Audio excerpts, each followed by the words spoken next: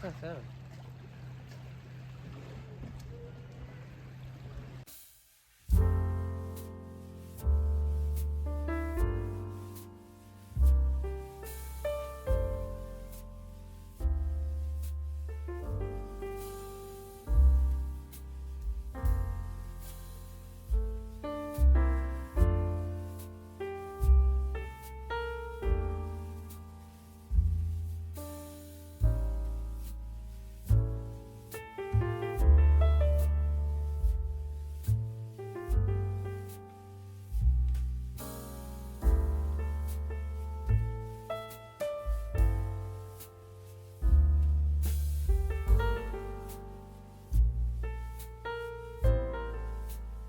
Hello friends, welcome to another reading vlog, the last vlog in Vancouver. In fact, this might be a travel vlog perhaps. Today is the second last day before I head back up to school, back to my own apartment. So yeah, I wanted to also document my end of the summer reads, if you will. It is early morning. The birds are chirping if you can hear them.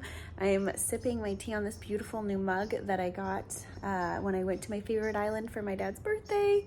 It was so nice. My whole family, not my whole family, but my cousins from Seattle came up for the occasion, and we just had a blast and a half. And I saw this mug and I thought, I'm going to commemorate my dad's birthday by buying myself a gift. So yeah, that's that.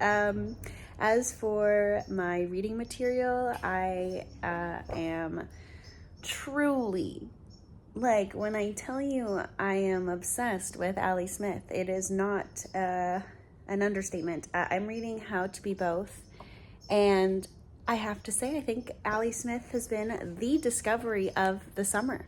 I mean, it's just everything that I could want from a book, a narrative, the characters, the depth, the language, and just like sentences are just all so inspiring. I'm obsessed. So yeah, I am just super, super grateful that I took the plunge and I read an author that I didn't think I would like at all, and boy was I wrong. Yeah, How to Be Both is a incredibly tender story about a young gal's, I'm a bit scattered, but I just realized that a theme as of late has been grief and the main character struggling or grappling with the absence of a loved one. And it's just interesting that those are the kinds of books that I've been reading lately and what I've been really gravitating towards. And all of the works that I've read have been incredibly evocative, and How to Be Both being no different. But anyway, sorry, that was thought that I felt I needed to get out before I tell you the synopsis, or at least what I know of this book so far. So yeah, George or Georgia, she's in high school, maybe in grade 10, maybe younger, and her mother has just passed away, and we are hearing from her present reality as well as having like a little TBT moments here and there of conversations and the specific trip that she takes with her mom to an Italian town to visit one of her mother's favorite artists. So again, in classic Ali Smith fashion, or at least in a way that's familiar to me based on the work of hers that I read previously, which was artful. It's blending in art criticism, art history, with the sentimental, emotional, and just exploring the human psyche in a way that's just so well done. And yeah, I'm just literally obsessed. Ali Smith, you have my entire heart. I will now read everything that she's written and will write. So anyway, what a delight. I'm telling you, when you find an author that you click with, that's just like doing it for you in that specific moment in time, it's arguably the best feeling when it comes to any sort of literary adjacent feelings or emotions that you might feel. Anyway, To contrast that, though, I did try to read The Guest by Emma Cline, and maybe I was just in the mood for something a bit deeper and more like value. Actually, I don't want to say that. That sounds so harsh, but I don't know. It wasn't doing it for me. I read about like 80 pages, and quite frankly, I was a little bit bored. I thought the writing was a little bit uninspiring, and just like a story that I'm like familiar with. We've been there before. It's just very like millennial Gen Z. I don't know. It just wasn't inspiring me in that moment. So I thought to myself, rather than just like pushing through and like rage reading, if you will, but like not in a good way. I'm just not gonna do it. I want to end my summer on a high. I want to lean into the books that I want to read. Like, what was happening is I was reading The Guest, but I was like actively thinking of other books I would want to be reading instead. So that's when I was like, what am I doing? So yeah, we put her away, maybe not forever, but certainly for now. And then I picked up Ali Smith, and I was like, like, this is exactly it. I like started to read literally the first couple pages, and I was like, Mama's home. Like, this is what I was wanting and craving. So anyway, yeah, absolutely stunning. Super playful too, like just hearing George's like voice and opinions and outlook on life, and how preoccupied with like language she is, and she's just so endearing, like so endearing, and absolutely delightful, quirky, for lack of a more cringy word. Such a quirky, delightful young woman that it's just been a pleasure to get to know. Granted, I'm literally only on page 117, but I love it. So happy to be reading this. So yeah, How to Be Both and Artful, like 11 out of 10s in Iggy's world. And if you haven't dabbled, that's what I would suggest. Don't talk to me about the quartet. Maybe I'll hate that because I've heard mixed reviews, but Artful and How to Be Both cannot go wrong. Cannot go wrong. So we're back. If you remember this background, or if you have followed me for a while, this is where I actually live. I've been at my parents' this summer, and I got in not yesterday, but the day before, and it's just been super nice to see all of my things again, admire my plants, and yeah, so we are back. I'm starting school on Wednesday. Tuesday, I'm helping out with like the orientation for the 1Ls, which is crazy because I feel like I'm still a little baby. But anyways, that's what's going on. I wanted to sort of informally go through my fat stack of books here that I brought back with me. So some I have read and some I have not.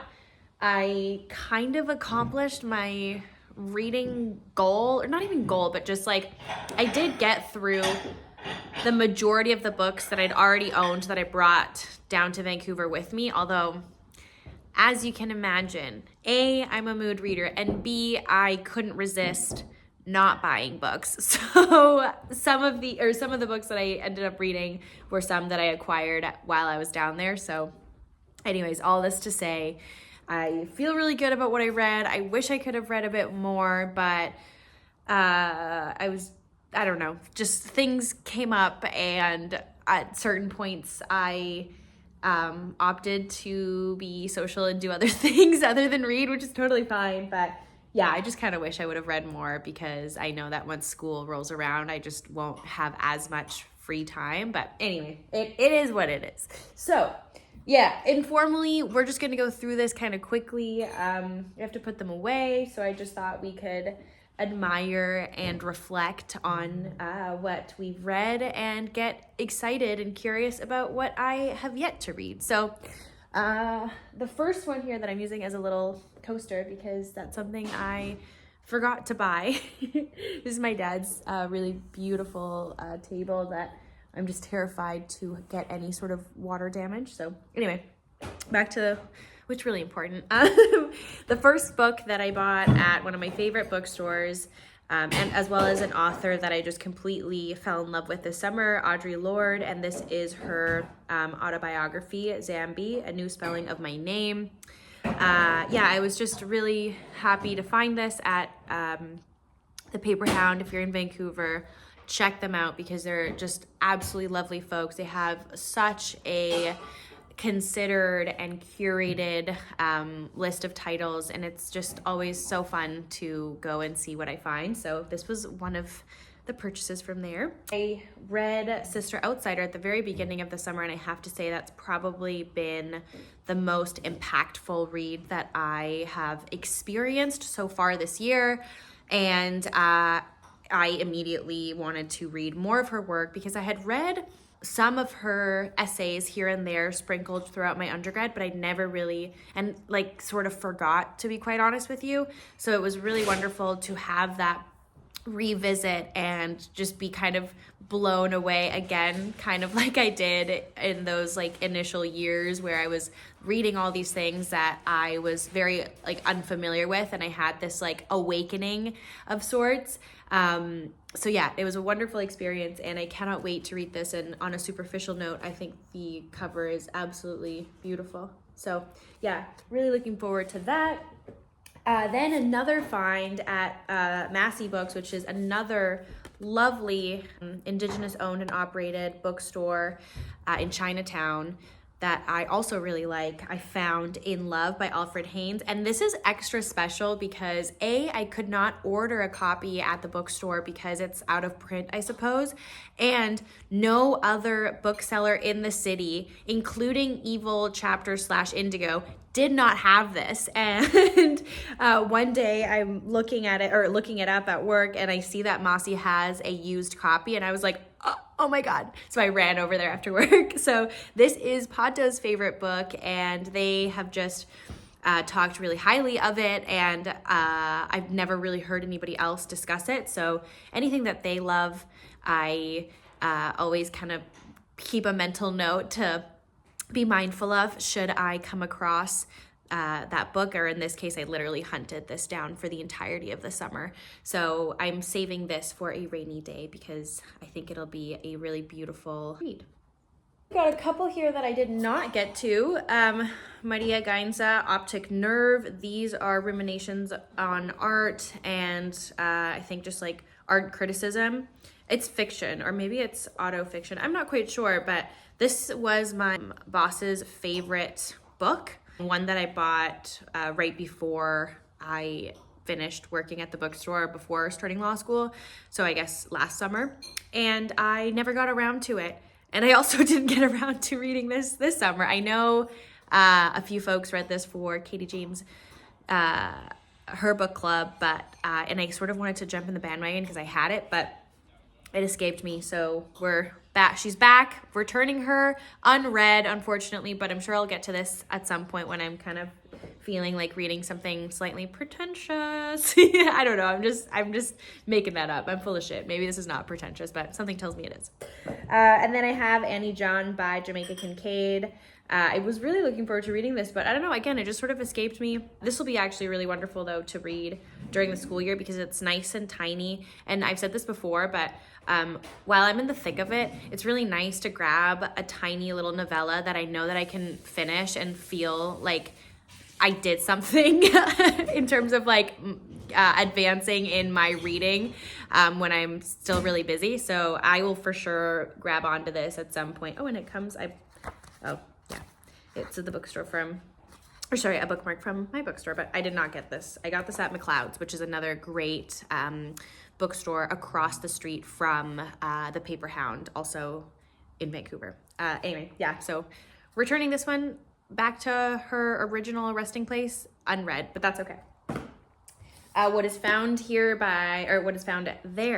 by Adrienne Rich, another author that I recently spoke about, and you know that I equally fell in love with her work and everything that she has to say, and this was a result of reading Audre Lorde's work, so loved it. Then Making Love with the Land, which I also talked about. Joshua Whitehead, another person that I have deep admiration and love for. This was super sincere, kind of heartbreaking, but really, really beautiful. And again, on a superficial note, I think the art is just stunning. So yeah. And then The Guest by Emma Klein. And I don't know what I did with the really cool, whatever this is called. You know what I'm talking about. This I actually DNF'd. I got 100 and something pages in. And I'm just DNFing it for now. You know, like I'm sure a time will come where I'm in the mood for this sort of thing. But at that moment, it just wasn't my sort of thing. So we had to put her respectfully down. I've got Blood, Bread, and Poetry, also by Adrienne Rich, because like I said, I read that essay collection and I was really taken by her work. And then I went to McLeod's and they had a huge, rich selection, which is awesome because a lot of her work is also out of print, or it's just really difficult to find, at least in my experience. So yeah, I took advantage and I just ran with it. Did not get to The Secret History by Donna Tartt. I really was looking forward to reading this, but upon reflection, I think I did myself a favor by leaving this for the fall, because this is giving fall dark academia campus novel vibe. So yeah, perhaps I'll start this sooner than later. So yeah, did not get to that. I also didn't get to this, The Marrow Thieves. This is a Indigenous sci-fi novel that sounded really intriguing, and I thought this would be great when I was in a like plotty mood, but that mood never came. So we're still waiting. And once I am in a plotty mood, I will reach. Then we have Voyage in the Dark, which I talked about at the very beginning of the summer. I was really intrigued by the author and her work. This was really depressing, but I enjoyed it. It kind of stirred up some emotions in me, and yeah, it was good, but I don't know if I would necessarily recommend this over other books that I loved a lot more. So I liked it, but I wouldn't recommend it.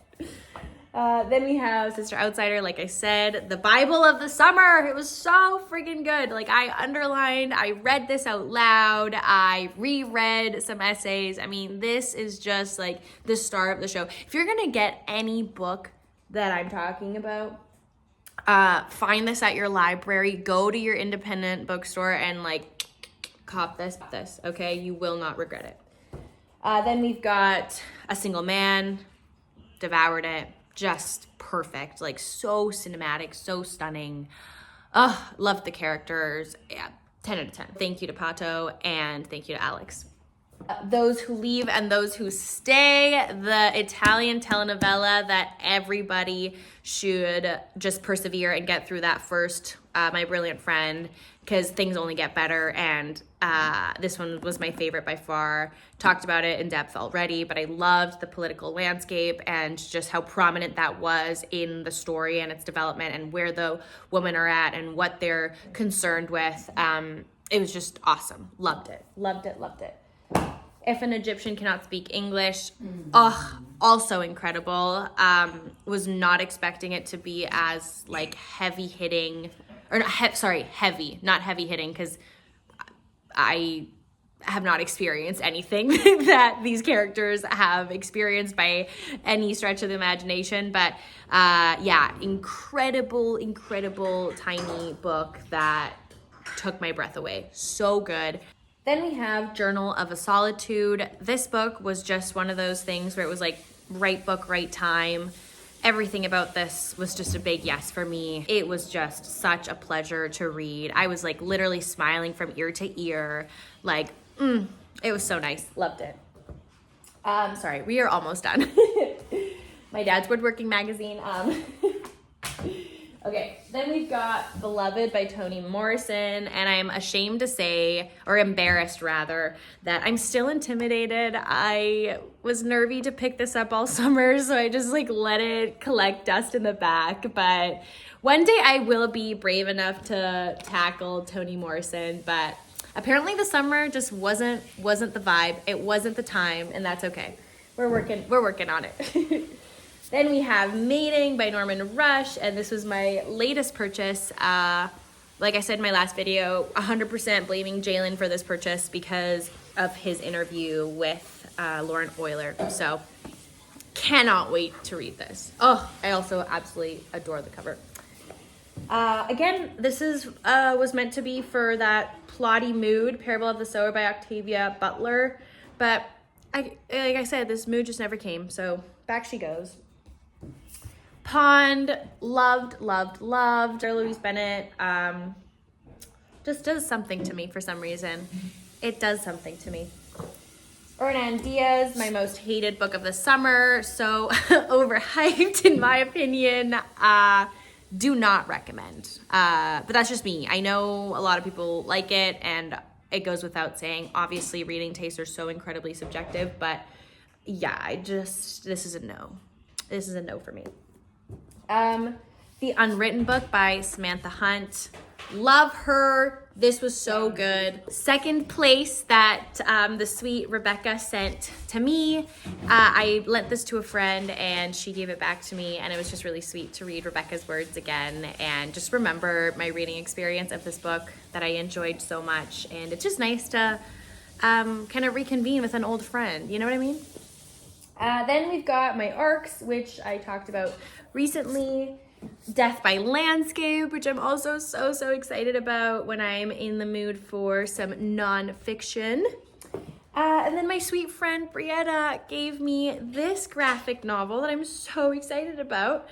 It's called Marbles, Mania, Depression, Michelangelo and Me, a graphic memoir by Ellen Forney. And it just looks so cute. And it looks like this. And then the last book I have is Visitors by Anita Bruckner, and a sweet friend of mine, a family friend, I rated her collection when we went to visit her, and this is one that she decided to gift me. And it's so sweet because it's from a library sale and from the community library that I grew up next to and borrowing books from. In Roberts Creek, British Columbia, which is like this tiny little sweet building. And I think she also gave me this book for like melancholic purposes as well. So you can see it there, and it's just so sweet and I love it. Anyway, that is all that I brought back with me and what I will be reading in the next coming months and what I read this summer. So if any of these interest you or you want to hear a little bit more about them, well, the ones that I have read, let me know. And yeah, I am so stoked to be back home. I hope to continue to make videos as the school year progresses, although I feel like this year is going to be slightly easier in terms of just managing school with non-school stuff. And yeah, I hope that we get to see each other really soon. And if you're going back to school, yay. If not, yay too. And yeah, I'll see y'all soon. Bye.